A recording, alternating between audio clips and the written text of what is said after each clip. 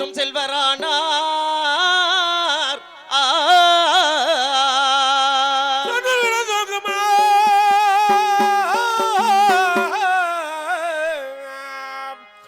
சென்னில் விழுந்தோங்க பூமி நெல்லி வளநாடும் தீரன குன்னுடையான் மக்கள் சொல்வரான பண்ணுதமிழ் கவி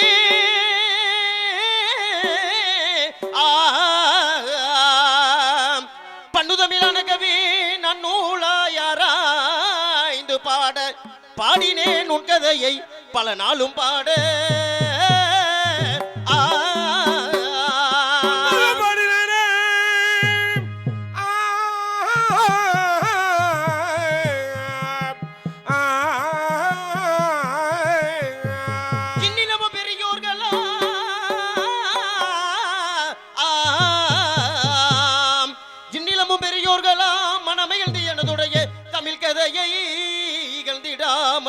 பொன்னர் சங்கர் கதிபதியாய் நல்லதங்கால் ஒரு பாத மலரடி போற்றினேனே.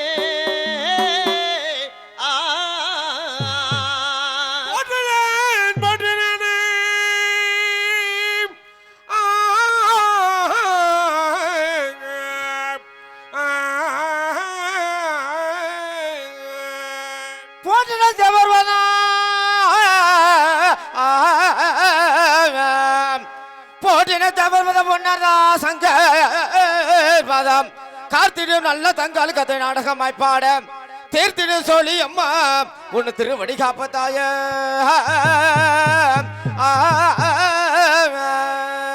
திருவடி காப்பத்தாய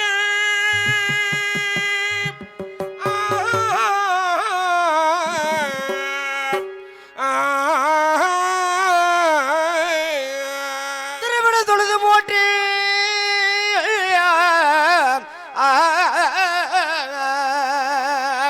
திருவிடுதொழுது போட்டு திருமுன்னார் சங்கர் மீதில் மறுபுதான் பழனி வேளா உன்னது மலரடி காப்பத்தாய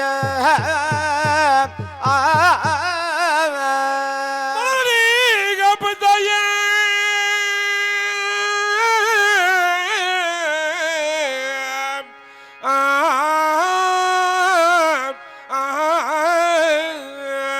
மலரடி தொழுது நாங்க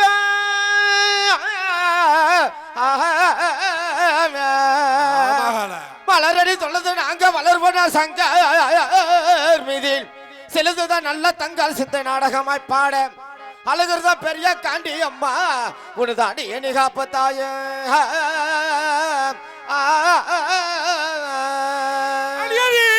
காப்பத்தாய அம்மா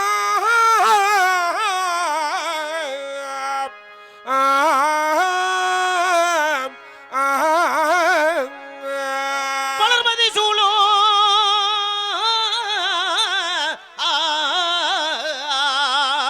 வளர்மதி சூழும் வீரமலைதனில் மேவி வாழோ அழகுதான் பெரிய காண்டி உன் அடி என்று சரணம் அம்மா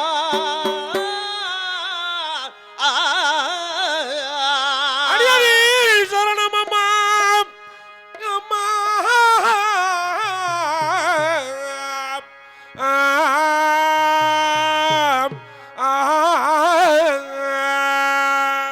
பாரில் மலர் சூழும் உம்மை பாதம் பெரிய காண்டி அம்மா ஆதிமதி சூழும் உம்மை பாதம் பெரிய காண்டியம்மா பாரில் மலர் சூழும் உம்மை பாதம் பெரிய காண்டி அம்மா ஆதிமதி சூழும் உம்மை பாதம் பெரிய காண்டியம்மா பாதமதி பாட்டு நித்த பணியை மதிலோல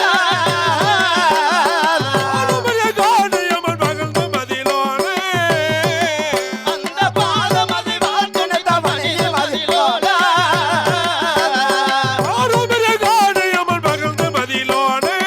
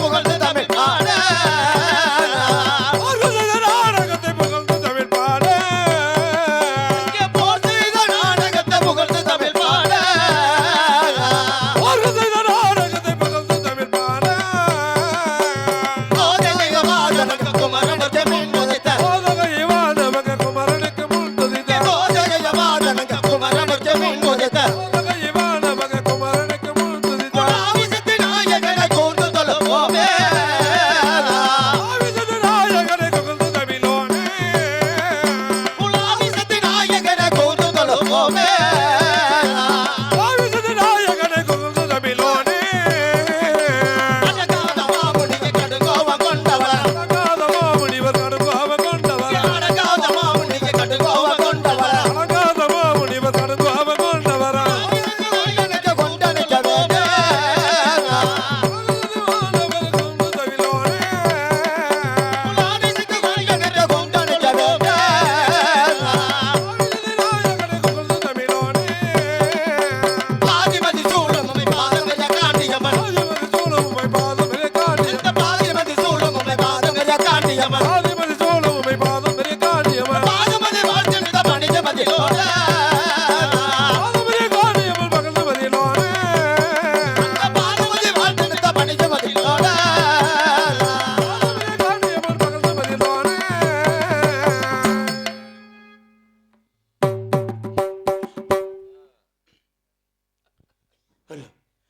ஒரு தினம் கலசமேந்தி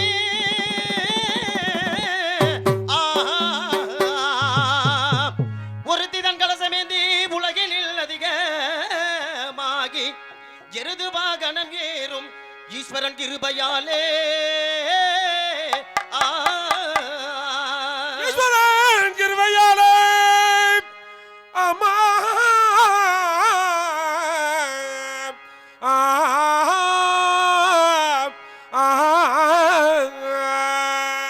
திருத்தமானி சங்க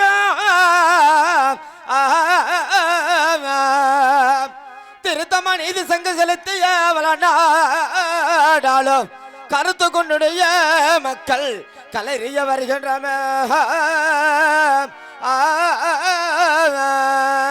உலகில் வருகின்றோமே அம்மா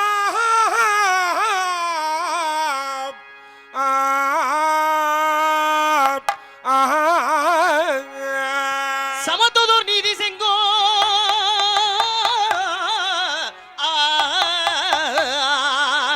சமத்துதோர் நீதி செங்கோல் செலுத்தியே வளனாலும் சமத்துடன் குன்னுடையான் மக்கள் சபை தன்னில் வருகின்றோமே உலகில் வருகின்றோமே அம்மா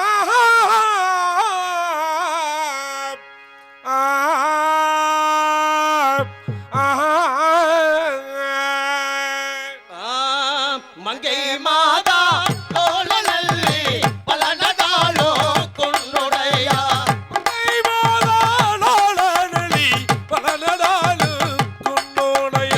மங்கை மாதா தோழனல்லி பலனகாலோ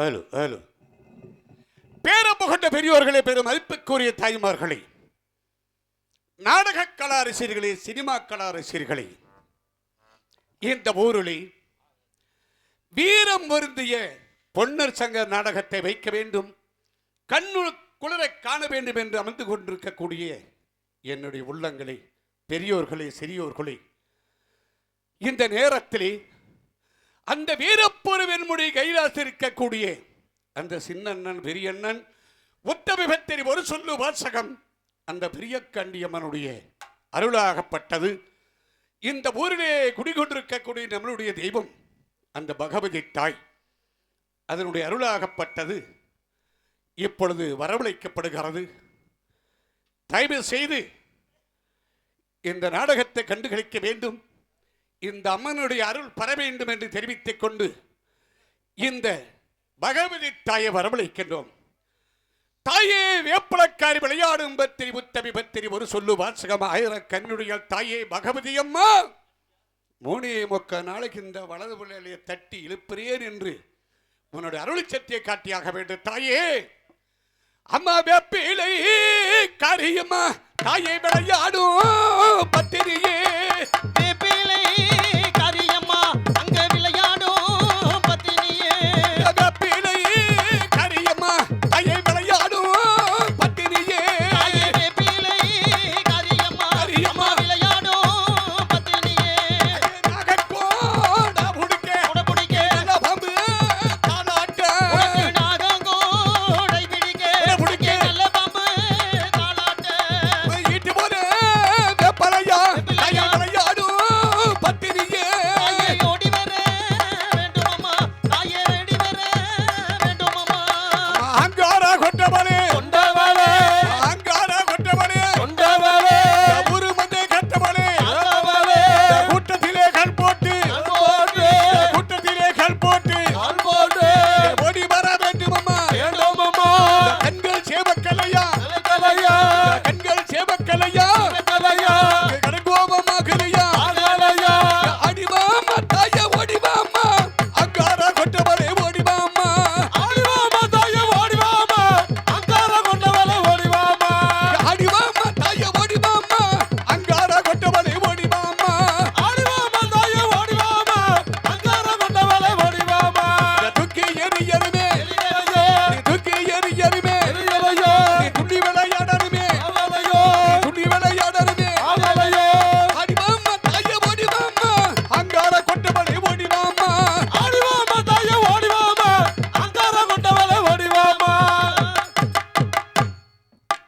அண்ணே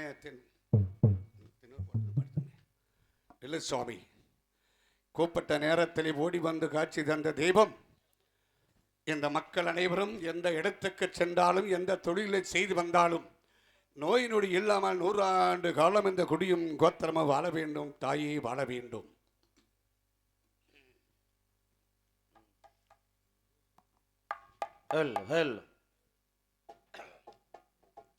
இந்த ஊரில் அமர்ந்து அருள் பாலித்துக் கொண்டிருக்கக்கூடிய அந்த விநாயகர், முருகன், பகவதி அம்மன், காளியம்மனை வணங்கிக் கொண்டு அந்த வீரப்பூரிலே அமர்ந்து அருள் பொழிந்து கொண்டிருக்கக்கூடிய அனைத்து பரிவார தெய்வங்களையும் வணங்கிக் கொண்டு என்னுடைய கதையை தொங்குகின்றேன் சுவாமி.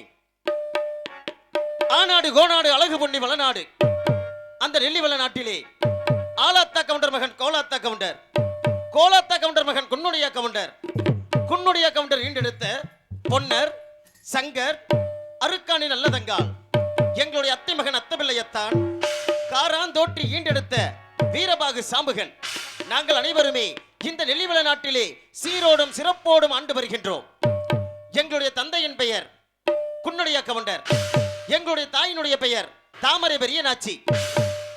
என்னுடைய தாய் தந்தையர்கள் இருவருக்குமே திருமணமாகி பல ஆண்டுகளாகியும் குழந்தை செல்வம் இல்லையாம். அப்படி குழந்தை செல்வம் இல்லாத காரணத்தினால் எங்களுடைய பங்காளிமார்களும் உறவினர்களும் அனைவருமே சேர்ந்து என்னுடைய தாய் தந்தையர்களை பார்த்து குழந்தை இல்லாத பாவி கொடும்பாவி, மக்கள் இல்லாத பாவி மாபாவி என்று கேவலமாக பேசிக் கொண்டிருந்தார்களாம். இதை கேட்ட என்னுடைய தாயார் தாமரை பெரியநாச்சி அவர்கள், ஐயோ தெய்வமே, நாங்கள் யாருக்கு என்ன பாவம் செய்தோம், என்ன தீங்கு செய்தோம், எங்களுக்கு ஏன் இந்த சோதனை இறைவா? திருமணமாகி பல ஆண்டுகள் ஆகியும் எங்களுக்கு குழந்தை செல்வம் இல்லாத காரணத்தினால் எங்களுடைய உறவினர்களும் பங்காளிமார்கள் அனைவருமே எங்களை கேவலமாக பேசுகின்றார்களே சாமி. இந்த வார்த்தையை எத்தனை நாட்களுக்கு தான் கேட்டுக்கொண்டு இருப்பது? இனியும் இந்த வார்த்தையை கேட்டுக்கொண்டு உயிருடன் இருக்கக்கூடாது. யாருக்கும் தெரியாமல் எங்கேயாவது சென்று இருந்து விடலாம் என்று சென்று கொண்டிருந்தார்களாம்.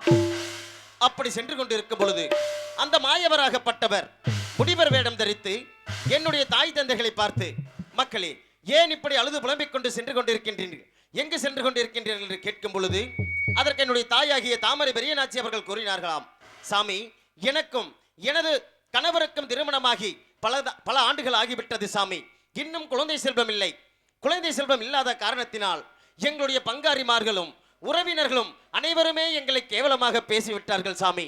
இனியும் இந்த வார்த்தையை கேட்டுக்கொண்டு உயிருடன் இருக்கக்கூடாது. எங்கேயாவது சென்று இறந்து விடலாம் என்று சென்று கொண்டிருக்கின்றோம் சாமி என்று தெரிவித்தாராம். இதை கேட்ட அந்த முனிவராகப்பட்டவர் கூறுகின்றார்கள், மகளே, இதற்காகவா தாங்கள் உங்களுடைய உயிரை மாய்த்துக் கொள்ள வேண்டும்? வேண்டாம் அம்மா, வேண்டாம். நான் சொல்வதை கேளுங்கள். அப்படி நீங்கள் செய்தீர்களானால் உங்களுக்கு நிச்சயம் குழந்தை வரம் கிடைக்கும் அம்மா என்று தெரிவிக்கின்றார் அந்த முனிவராகப்பட்டவர். இதை கேட்ட என்னுடைய தாயும் தந்தையும், சாமி, நாங்கள் என்ன செய்ய வேண்டும் என்று கூறுங்கள், அதன்படியே செய்கின்றோம் சாமி என்று கூறினார்கள். அதற்கு அந்த முனிவராகப்பட்டவர் தெரிவிக்கின்றார், எப்படி என்றால், தில்லை சிதம்பரம், திருவேலங்காடு, நாகலோக பெருந்தீவு, நடுத்திட்டு கைலங்கிரிக்கு சென்று அங்கே இருக்கக்கூடிய மணலை எல்லில் லிங்கம் செய்து அந்த ஈஸ்வரனை நோக்கி அரகரா, சிவசிவா, சம்போ மகாதேவா என்று தவம் புரிந்து கொண்டிருந்தால் உங்களுடைய தவத்திற்கு அந்த ஈஸ்வரனாகப்பட்டவர் மனம் இறங்கி வந்து நீங்கள் வேண்டும் வரத்தை கொடுப்பாரம்மா என்று தெரிவிக்கின்றார் அந்த முனிவராகப்பட்டவர். அந்த முனிவரனுடைய சொல்லை ஏற்றுக்கொண்டு ஆகட்டும் சாமி என்று ஏற்றுக்கொண்டு என்னுடைய தாயும் தந்தையும் நேராக சென்றார்களாம் அந்த மதுக்கரை செல்லாண்டியம்மன் ஆலயத்திற்கு. அந்த மதுக்கரை செல்லாண்டியம்மன் ஆலயத்திற்கு சென்று அங்கே என்னுடைய தந்தை குன்னுடையாக்கவண்டரை விட்டு என்னுடைய தாயார் தாமரை பெரியநாச்சி அவர்கள் மட்டும் சென்றார்களாம். இங்கே என்றால் தில்லை சிதம்பரம், திருவேலாங்காடு, நாகலோக பெருந்தீவு, நடுத்திட்டு கைலங்கிரிக்கு சென்று அங்கே இருக்கக்கூடிய மணலை எல்லில் லிங்கம் செய்து அந்த ஈஸ்வரனை நோக்கி அரகரா, சிவசிவா, சம்போ மகாதேவா என்று தவம் புரிந்து கொண்டிருந்தார்களாம். அப்படி தவம் புரிந்து கொண்டிருக்கும் பொழுது அந்த ஈஸ்வரனாகப்பட்டவர் என்னுடைய தாயினுடைய தவத்திற்கு மனமிறங்கி வந்து, மகளே, என்னை நோக்கி நீ தவம் புரிந்து கொண்டிருக்கின்றாயே, எதற்காக என்னை நோக்கி தவம் புரிந்து கொண்டிருக்கின்றாய், உனக்கு என்ன வரம் வேண்டுமம்மா என்று கேட்டாராம் அந்த ஈஸ்வரனாகப்பட்டவர். அதற்கு என்னுடைய தாயார் தாமரை பெரியநாச்சி அவர்கள் கூறுகின்றார்கள், சாமி, எனக்கும் எனது கணவருக்கும் திருமணமாகி பல ஆண்டுகள் ஆகிவிட்டது சாமி. இன்னும் குழந்தை செல்வம் இல்லை. குழந்தை செல்வம் வேண்டும் என்பதற்காகத்தான் தாங்களை நோக்கி நான் தவம் புரிந்து கொண்டிருந்தேன் சுவாமி என்று தெரிவித்தார். அதற்கு அந்த ஈஸ்வரனாகப்பட்டவர் கூறுகின்றார்கள், மகளே, அப்படியானால் உனக்கு 2 ஆண் குழந்தை வரம் கொடுக்கின்றேன். அது மட்டுமில்லாமல் அந்த குழந்தைகளாகப்பட்டது உனக்கு பிறக்கக்கூடிய குழந்தைகளாகப்பட்டது வீரம் பொருந்தியவர்களாக பிறக்க வேண்டுமா, இல்லை கோழையாக பிறக்க வேண்டுமா என்று கேட்கின்றார் அந்த ஈஸ்வரனாகப்பட்டவர். இதை கேட்ட என்னுடைய தாயார் தாமரை பெரியநாச்சி அவர்கள் கூறுகின்றார்கள், சாமி, என்னுடைய வயிற்றில் பிறக்கக்கூடிய குழந்தையாகப்பட்டது கோழையாக பிறக்கக்கூடாது. அவன் ஒரு வீரனாகத்தான் பிறக்க வேண்டும் சாமி. என்னுடைய வயிற்றில் அன்றே பிறந்து அன்றே இறந்தாலும் பரவாயில்லை, அவன் ஒரு வீரனாகத்தான் பிறக்க வேண்டும் சாமி என்று வரம் கேட்டாராம். அதன்படி அந்த ஈஸ்வரனாகப்பட்டவர், மகளே, உனக்கு 2 ஆண் குழந்தை வரம் கொடுக்கின்றேன். அவர்கள் வீரம் பொருந்தியவர்களாக இருப்பார்கள். அது மட்டுமில்லாமல் இவர்களுக்கு வயது 16, வாழ்வு 90 என்ற வரத்தை கொடுக்கின்றேன் என்று கூறுகின்றார். அதன் பிறகு என்னுடைய தாயாகிய தாமரை பெரியநாச்சி அவர்கள் கேட்கின்றார்கள், சாமி, நாங்கள் கொஞ்சி மகிழ்வதற்கு எங்களுக்கு ஒரு பெண் குழந்தை வரம் வேண்டும் சாமி என்று வேண்டுகின்றார். அதற்கு அந்த ஈஸ்வரனாகப்பட்டவர், மகளே, நீ கேட்டபடியே உனக்கு ஒரு அழகான பெண் குழந்தை வரம் கொடுக்கின்றேன் என்று தெரிவித்தார். அதன் பிறகு, சாமி, மணியங்குறிச்சியிலே வாழ்கின்ற என்னுடைய நங்கையருக்கும் திருமணமாகி பல ஆண்டுகள் ஆகிவிட்டது சாமி. அவர்களுக்கும் ஒரு ஆண் குழந்தை வரம் வேண்டும். அது மட்டுமில்லாமல் எங்கள் தோட்டத்திலே வேலை பார்க்கக்கூடிய காராந்தோட்டிக்கும் திருமணமாகி பல ஆண்டுகள் ஆகிவிட்டது சாமி. அவர்களுக்கும் ஒரு ஆண் குழந்தை வரம் வேண்டும் என்று வேண்டினார்கள். அதற்கு அந்த ஈஸ்வரனாகப்பட்டவர், மகளே, நீ கேட்டபடியே அனைவருக்குமே குழந்தை செல்வத்தை கொடுத்து விட்டேன். இவர்கள் அனைவருக்கும் வயது 16, வாழ்வு 90 என்ற வரத்தை கொடுத்து விட்டு சென்று விட்டார் அந்த ஈஸ்வரனாகப்பட்டவர். வரத்தை பெற்றுக்கொண்டு என்னுடைய தாயார் தாமரை பெரியநாச்சி அவர்கள் நேராக மதுக்கரை செல்லாண்டியம்மன் ஆலயத்திற்கு வந்தார்கள்.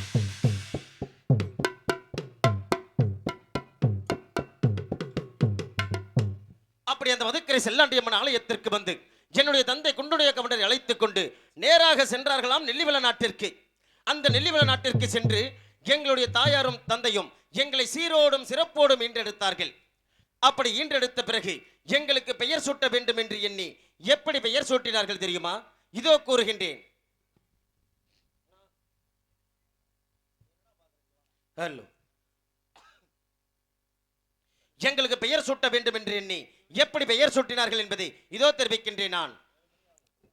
அங்கே பொன்னூரசி பொட்டும் வைத்து எனக்கு பொன்னரும் என்றும் பேரும் வைத்தார்.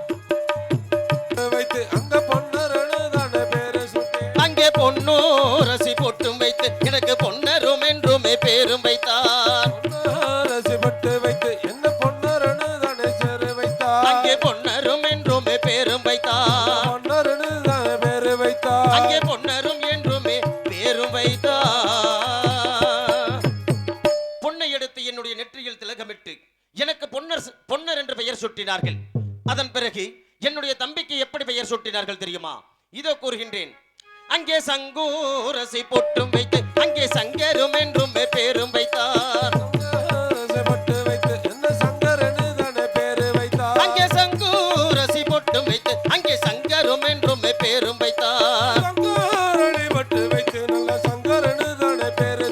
அங்கே சங்கரும் என்றும் பேரும் வைத்தார். அங்கே சங்கரும் என்றுமே பேரும் வைத்தார். சங்கை எடுத்து உரசி என்னுடைய தம்பியினுடைய நெற்றியில் திலகமிட்டு சங்கர் என்று பெயர் சூட்டினார்கள். அதன் பிறகு என்னுடைய தங்கைக்கு எப்படி பெயர் சூட்டினார்கள் தெரியுமா? இதோ கூறுகின்றேன். அங்கே தங்கோ உரசி போட்டும் வைத்து அங்கே தங்காலும் என்றும் பேரும் வைத்தார். உரசி பட்டு வைத்து தங்காலுன்னு தானே பேரு வைத்தார். அங்கே தங்கோ உரசி போட்டும் வைத்து அங்கே தங்காலும் என்றும் பேரும் வைத்தார்.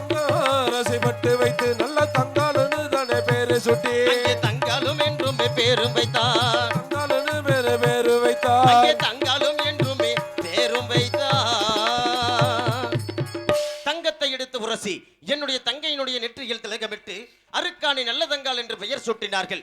அதன் பிறகு என்னுடைய அத்தை மகனுக்கு அத்தபிள்ளை அத்தான் எனவும் காராந்தோற்றி ஈண்டெடுத்த மகனுக்கு வீரபாகு சாம்புகன் எனவும் பெயர் சூட்டினார்கள். பெயர் சூட்டிய பிறகு நாங்கள் சிறுவயதாக இருக்கும் பொழுது எங்களுடைய பெற்றோர்கள் நாங்கள் அனைத்து விதமான விளையாட்டுகளிலும் ஒரு சிறந்த வீரனாக உருவாக வேண்டும் என்பதற்காக எங்களை பயிற்சிக்கு அனுப்பி வைத்தார்கள். அப்படி நாங்கள் பயிற்சிக்கு சென்று அந்த பயிற்சியிலே வால் பயிற்சி, வில் பயிற்சி, யானை ஏற்றம், குதிரை ஏற்றம் போன்ற பல வகையான வீர விளையாட்டுகளில் நாங்கள் ஒரு சிறந்த வீரனாக உருவானோம். நாங்கள் சிறுவயதாக இருக்கும் பொழுது அந்த மேல்நாட்டு வேடுவர்களாகப்பட்டவர்கள் எங்களிடத்திலே வந்து விளையாட்டாக விளையாடுவார்கள். அப்படி விளையாடும் பொழுது அந்த விளையாட்டிலே நாங்கள் வெற்றி பெற்று விடுவோம். அந்த மேல்நாட்டு வேடுவர்களாகப்பட்டவர்கள் எங்களிடத்திலே தோல்வியடைந்து விடுவார்கள். எங்களிடத்தில் தோல்வியடைந்த காரணத்தினால் அந்த மேல்நாட்டு வேடுவர்கள் என்ன செய்தார்கள் தெரியுமா? திருக்காம்புலியூருக்கு சென்று அங்கே இருக்கக்கூடிய ஆடு மாடுகளை எல்லாம் கொள்ளையடித்து சென்றார்கள். இதை அறிந்த நானும் என்னுடைய தம்பி கோபமுள்ள சின்னையனும் அவர்களை விரட்டி சென்று அவர்கள் கொள்ளையடித்து சென்ற ஆடு மாடுகளை எல்லாம் மீட்டு வந்து மக்களிடத்திலே ஒப்படைத்தோம். அதன் பிறகு மேலும் அவர்கள் என்ன செய்தார்கள் தெரியுமா? தேவண்ணா கவுண்டர் மகள் குப்பா என்கின்ற பெண்ணை சிறையெடுத்து சென்றார்கள் அந்த மேல்நாட்டு வேடுவர்களாகப்பட்டவர்கள். இதை என்னுடைய தங்கை உத்தம பத்தினி ஒரு சொல்லு வாசகம் அருக்காணி நல்ல தங்கை கனவிலே கண்டு என்னிடத்திலே தெரிவித்தது. எப்படி என்றால், அண்ணா, யாரோ ஒரு பெண்ணாகப்பட்டவள், என்னை போன்ற யாரோ ஒரு பெண்ணாகப்பட்டவள் மானத்திற்காகவும் உயிருக்காகவும் போராடி கொண்டிருக்கின்றாள் அண்ணா, அவளை உடனடியாக சென்று காப்பாற்றுங்கள் அண்ணா என்று தெரிவித்தது. இதை கேட்ட என்னுடைய தம்பி கோபமுள்ள சின்னையன் சிங்கம் போல் சீறி பாய்ந்து அவர்களை விரட்டி சென்று அந்த மேல்நாட்டு வேடுவர்கள் சிறையெடுத்து சென்ற அந்த குப்பா என்கின்ற பெண்ணை மீட்டு வந்து அவருடைய தந்தை தேவண்ணா கவுண்டரிடத்திலே ஒப்படைத்தார். அப்பொழுது அவர் என்ன தெரிவித்தார் தெரியுமா? எப்பொழுது இவள் மாற்றானோடு சென்றாலோ அப்பொழுதே இவள் களங்கமானவளாகிவிட்டாள். ஆகையால் இவளை நான் என்னுடைய மகளாக ஏற்றுக்கொள்ள மாட்டேன். அப்படி நான் இவளை என்னுடைய மகளாக நான் ஏற்றுக்கொள்ள வேண்டுமானால் அந்த மதுக்கரை செல்லாண்டியம்மனாகப்பட்டது எனக்கு ஒரு அசரிய வாக்கு தெரிவிக்க வேண்டும் என்று தெரிவித்து விட்டார். அப்பொழுதே அந்த மதுக்கரை செல்லாண்டியம்மனாகப்பட்டது, அடே தேவண்ணா கவுண்டா, உன்னுடைய மகள் கலங்கமில்லாதவள், அவளை உன்னுடைய மகளாக ஏற்றுக்கொள்வாய் என்று தெரிவித்தது. ஆகட்டும் தாயே என்று ஏற்றுக்கொண்டார். அதன் பிறகு அப்பொழுதும் அந்த மேல்நாட்டு வேடுவர்களுக்கு எங்கள் மீது இருக்கக்கூடிய கோபம் குறையவில்லை. அதற்கு மீண்டும் என்ன செய்தார்கள் தெரியுமா? மேல் தேசத்திலே வீரதங்கால் என்னும் பெண் வளர்த்து வந்த பன்றியை ஏவி விட்டார்கள்.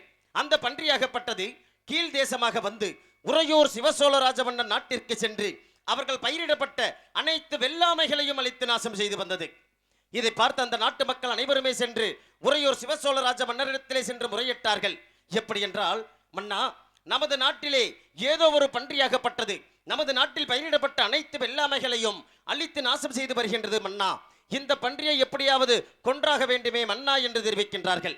இதை கேட்ட அந்த மன்னராகப்பட்டவர் மந்திரியை அழைத்து, மந்திரியாரே, நமது நாட்டிலே ஏதோ ஒரு பன்றியாகப்பட்டது பயிரிடப்பட்ட அனைத்து வெள்ளாமைகளையும் அழித்து நாசம் செய்து வருகின்றதாம். அந்த பன்றியை கொன்றாக வேண்டும். இது யாரால் முடியும் என்று கேட்கும் பொழுது அதற்கு அந்த மந்திரியாகப்பட்டவர் தெரிவிக்கின்றார். எப்படி என்றால், மன்னா, இந்த பன்றியை கொல்ல வேண்டுமானால் நெல்லிவள நாட்டிலே பொன்னர், சங்கர் என்ற 2 வீரர்கள் இருக்கின்றார்கள். அவர்களை அழைத்து வந்தால் இந்த பன்றியை கொன்று விடலாம் மன்னா என்று தெரிவிக்கின்றார் அந்த மந்திரியாகப்பட்டவர். இதை கேட்ட அந்த உறையூர் சிவசோழ ராஜ மன்னர் எங்களுக்கு ஒரு லிகிதத்தை எழுதி அனுப்புகின்றார். அந்த லிகிதத்தை கண்டவுடனே நானும் என்னுடைய தம்பி கோபமுள்ள சின்னையனும் எங்கள் வீட்டிலே வளர்க்கக்கூடிய பச்சை நாய்க்குட்டி நாங்கள் மூவருமே விரைந்து சென்றோம் அந்த உறையூர் சிவசோழராஜ மன்னர் நாட்டினுடைய அரண்மனைக்கு. அங்கு சென்று அந்த உறையூர் சிவசோழராஜ மன்னரிடத்திலே நான் கேட்கின்றேன், மன்னா, எங்களை அழைத்த விவரம் என்ன மன்னா என்று கேட்கும் பொழுது அதற்கு அந்த உறையூர் சிவசோழராஜ மன்னர் தெரிவிக்கின்றார், உங்களை அழைத்த விவரம் என்னவென்றால், எங்களுடைய நாட்டிலே ஏதோ ஒரு பன்றியாகப்பட்டது நாங்கள் பயிரிடப்பட்ட அனைத்து வெள்ளாமைகளையும் அழைத்து நாசம் செய்து வருகின்றது. இந்த பன்றியை கொன்றாக வேண்டும். அதற்காகத்தான் தாங்களை அழைத்தேன் என்று தெரிவிக்கின்றார் அந்த உறையூர் சிவசோழராஜ மன்னர். இதை கேட்ட நான் தெரிவித்தேன், மன்னா, இந்த பன்றியை கொன்றாக வேண்டுமானால் ஒரு பெரிய வேலை செய்து கொடுக்க வேண்டும். 60 அடி நீளமும் 60 அடி அகலமும் கொண்ட ஒரு பெரிய வேலை செய்து கொடுங்கள். இந்த பன்றியை நாங்கள் கொன்று விடுகின்றோம் மன்னா என்று தெரிவித்தேன். அதற்கு அந்த உறையூர் சிவசோழராஜ மன்னர் நான் கேட்டபடியே ஒரு பெரிய வேலை செய்து கொடுத்தார். அந்த வேலை எடுத்துக்கொண்டு நானும் எனது தம்பி கோபமுள்ள சின்னையனும் எங்கள் வீட்டிலே வளர்க்கக்கூடிய பச்சை நாய்க்குட்டி நாங்கள் மூவருமே சென்றோம் அந்த பன்றி இருக்கும் திசையை நோக்கி.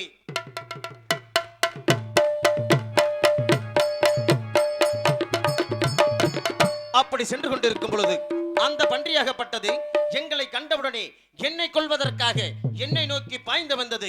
அப்பொழுது என்னுடைய தம்பி கோபமுள்ள சின்னையனாகப்பட்டவன் எடுத்தான் ஈட்டியை ஒரே குத்தாக அந்த பன்றியின் மார்பின் மீது குத்தினான். அப்பொழுது அந்த பன்றியாகப்பட்டது வீர் வீர் என்று கத்திக்கொண்டு வீரதங்காளுக்கு அபயம், வீரதங்காளுக்கு அபயம், வீரதங்காளுக்கு அபயம் என்று அலறியபடி வந்தது. இதை பார்த்த என்னுடைய பச்சை நாய்க்குட்டியாகப்பட்டது அந்த பன்றியினுடைய வாய்க்குள் சென்று சிறுகுடல் பெருங்குடல் அனைத்தையும் பீத்துக் கொண்டே வெளியே வந்தது. அதன் பிறகு அந்த பன்றியாகப்பட்டது கீழே விழுந்து இறந்து விட்டது. இந்த பன்றியை கொன்றதற்காக அந்த உறையூர் சிவசோழராஜ மன்னர் எங்களுக்கு ஒரு பட்டயத்தை எழுதி கொடுத்தார். எப்படி என்றால், கல்லுக்கு தெற்கே, கடற்கரைக்கு வடக்கே, வள்ளத்திற்கு மேற்கே, சோளம் மதுக்கரைக்கு கிழக்கே என்று சொல்லக்கூடிய இடத்தை எங்களுக்கு பட்டயமாக எழுதி கொடுத்தார்.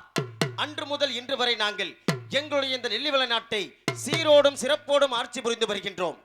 அப்படி நாங்கள் வாழ்ந்து வரும் தருணத்தில் என்னுடைய தங்கை உத்தமபத்தினி ஒரு சொல்லு வாசகம் அருக்காணி நல்ல தங்கையாகப்பட்டது கனவினை கண்டு என்னிடத்திலே தெரிவித்தது. எப்படி என்றால், அண்ணா, நேற்று ஒரு கனவு கண்டேன் நான். அந்த கனவாகப்பட்டது எப்படிப்பட்ட கனவு என்றால், மேல் தேசத்திலிருந்து நமது அரண்மனையை நாடி செம்பகுளமாகப்பட்டவன் நமது அரண்மனையை நாடி வருவான். அப்பொழுது அவன் தாங்களிடத்தில் மரக்காலை கொடுத்து வாக்குவாதங்கள் செய்வது போல் ஒரு கனவு கண்டேன் என்ன என்று தெரிவித்தது. ஆகையால் அவனை நமது அரண்மனையில் தங்க வைக்க வேண்டாம் அண்ணா என்று தெரிவித்தது. அதற்கு நான் தெரிவித்தேன், அம்மா தங்கமே, வானத்திற்கு கீழே பிறந்து விட்டோம். எவ்விதி வந்தாலும் அவ்விதியை சமாளித்து தானம்மா ஆக வேண்டும் என்று என்னுடைய தங்கைக்கு புத்திமதிகளை எடுத்துக் கூறி வழி அனுப்பி வைத்தேன் அரண்மனைக்கு. அதாவது மேல் தேசத்திலிருந்து செக்கனம், திருக்குறணம், மறிக்கொழுந்து மார்வேந்தன், மாணிக்க தட்டாத்தை ஈண்டெடுத்த செம்பகுளமாகப்பட்டவன் எங்களுடைய அரண்மனையை நாடி வந்தான். அப்பொழுது அவன் கரத்தில் இருக்கக்கூடிய மரக்காலை என்னிடத்தில் கொடுத்தான். எதற்காக என்றால், சாமி, நான் அந்த உறையூர் சிவசோழ ராஜ மன்னருக்கு பொன்னளப்பதற்காக பொன்மரக்கால் செய்து கொண்டு வருடமுறை ஒரு முறை அந்த மரக்காலை எடுத்துக்கொண்டு செல்வது வழக்கம். அப்படி நான் அந்த மரக்காலை எடுத்து வரும் தருணத்தில் தாங்களுடைய அரண்மனைக்கு அருகாமையில் வரும் பொழுது சூரியன் அஸ்தமனமாகிவிட்டது சாமி. ஆகையால் இன்று ஒரு நாள் மட்டும் தாங்களுடைய அரண்மனையில் தங்கி இருந்து செல்வதற்கு எனக்கு அடைக்கலம் கொடுக்க வேண்டும் சாமி என்று தெரிவித்தான். அது மட்டும் இல்லாமல் அவர் கரத்தில் இருக்கக்கூடிய மரக்காலை என்னிடத்தில் கொடுத்து, இதை தாங்கள் வைத்திருந்து அதிகாலையில் என்னிடத்தில் கொடுத்தால் அதை பெற்று செல்வேன் சாமி என்று தெரிவித்தான். அதன்படியே அந்த மரக்காலை நான் வாங்கி வைக்கும் பொழுது என்னுடைய தங்கை வேண்டாம் அண்ணா வேண்டாம், இவனை நமது அரண்மனையில் தங்க வைக்க வேண்டாம் அண்ணா என்று கூறியது. அதற்கு நான் தெரிவித்தேன், அம்மா தங்கமே, எதற்கும் நீ அஞ்ச வேண்டாம் அம்மா, நான் இருக்கின்றேன். எதுவாக இருந்தாலும் உன்னுடைய அண்ணன் நாங்கள் இருக்கும் பொழுது என்ன ஆபத்தில் இருந்து விடும் அம்மா என்று என்னுடைய தங்கைக்கு புத்திமதிகளை எடுத்து கூறி வழி அனுப்பி வைத்தேன் அரண்மனைக்கு. இப்பொழுது நானும் புறப்படுகின்றேன், அரண்மனைக்கு புறப்படுகின்றேன். தங்கையார்க்கு புத்தி சொல்லி தாண்டினாரே பொன்னாண்டவர், புத்தி சொல்ல பொன்னாண்டவர், தங்கையார்க்கு புத்தி சொல்லி தான் நடந்தார் பொன்னாண்டவர், தங்கையார்க்கு புத்தி சொல்ல பொன்னாண்டவர்,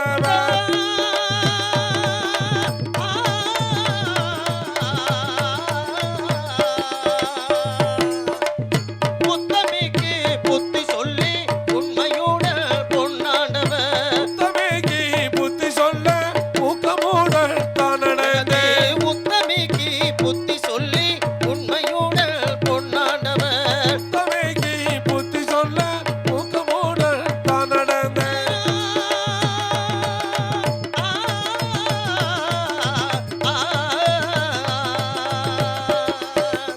பத்தினிக்கு புத்தி சொல்லி பாங்குடனே பொன்னாண்டவர், தமைக்கு புத்தி சொல்ல தானடந்தே பொன்னாண்டவர், பத்தினிக்கு புத்தி சொல்லி பாங்குடனே பொன்னாண்டவர், தமைக்கு புத்தி சொல்ல பாங்குடனே தானடந்தே, தங்கையார்க்கு புத்தி சொல்லி தான் நடந்தார் பொன்னாண்டவர், தங்கையார்க்கு புத்தி சொல்ல தானடந்தே பொன்னாண்டவர், தங்கையார்க்கு புத்தி சொல்லி தான் நடந்தார்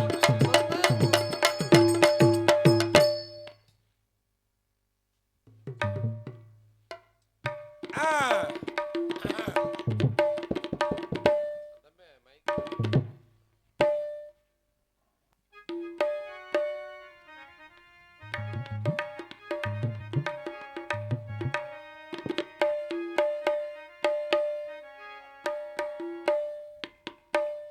ஹல் ஹல்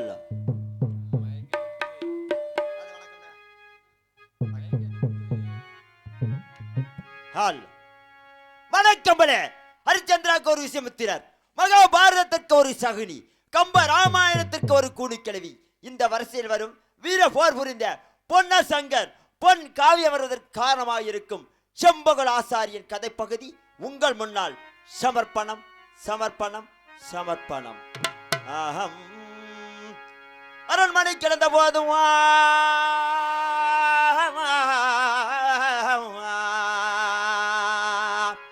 அரண்மனை கிடந்த போதும் அஸ்தமே